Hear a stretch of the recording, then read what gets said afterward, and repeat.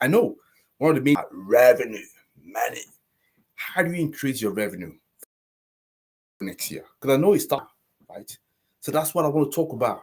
Talk about the revenue diversification that you can do for your company, yeah, as a means for increasing your cash flow.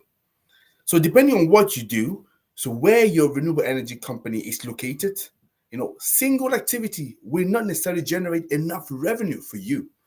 So I want to dive into that this week. I want to talk about different ways you could be. I'm going to start by energy sales, right?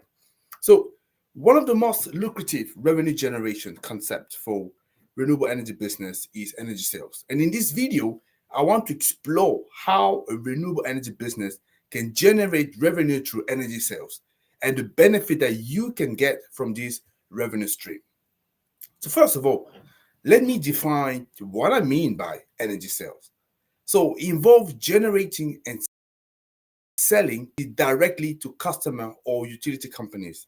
So this revenue stream, it can be achieved to various renewable energy solutions with solar, with wind, geothermal, and also hydro, that you can do that. Now, what could be the benefit of energy sales? Obviously, the first benefit is the potential for long-term revenue stream. When you have renewable energy, quickly they last 5 to 30 years. Allowing businesses to generate consistent revenue over a long period of time.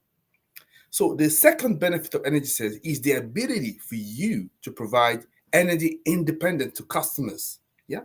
So with renewable energy solutions, customers, they can generate their own energy and reduce their dependence on traditional fossil fuel energy sources. And the third benefit is the potential for environmental impact. Yeah. So by generating renewables energy, businesses, they can contribute to the reduction of greenhouse gases emissions and also help combat climate change.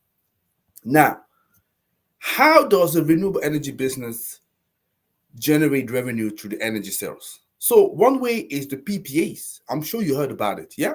So a business will sell renewable energy to a utility company, let's say at a fixed rate for a set period of time.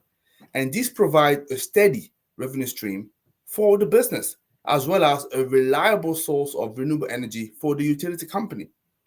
Another way is direct sale to customers, right? That's why we say corporate PPAs. Yeah. So business, they can install renewable energy solution on customer property, if that's a residential or business, if it's obviously talking about a business entity. Yeah. And you can sell excess energy back to the grid in some countries. Yeah. Generating revenue through net metering or feed-in tariff. So those are different ways that you could be looking at. So energy sale is definitely one way you can generate revenue. But I believe this is the most known. Many people will know about it. The challenge is it's not necessarily easy to get to that stage because it takes some time for you to get a project that is now generating energy that you can sell to a customer, but definitely a way out there. So if this is something that you do, that is great. Maybe you can be telling me, so what are the pitfalls of these revenue streams? Because a lot of project developers out there. It's a lot of IPPs, independent power producers selling to businesses. A lot of solar suppliers selling to residential. Tell us about what are the pitfalls so that people get to know about it. But if you were not aware, if you jump into the industry, you say, I'm pretty much new, you want to know that this is one way you can do that. Yeah. So hopefully that makes sense for you. So drop me a question if you have it, and I'm more than happy to respond to that. But I don't want to let you go with today. Yes, today we are having a very special webinar where we're going to be talking about the top questions that you want to be asking yourself when you select the right EPC for Africa. Yeah, I'm going to drop the link so below in the comment, and I want you to start at 1 p.m. BST, right? British Standard Time. So look at what is equivalent for your time, but make sure that you attend. As I say, you don't need to take an estimated guess when you're looking for an EPC.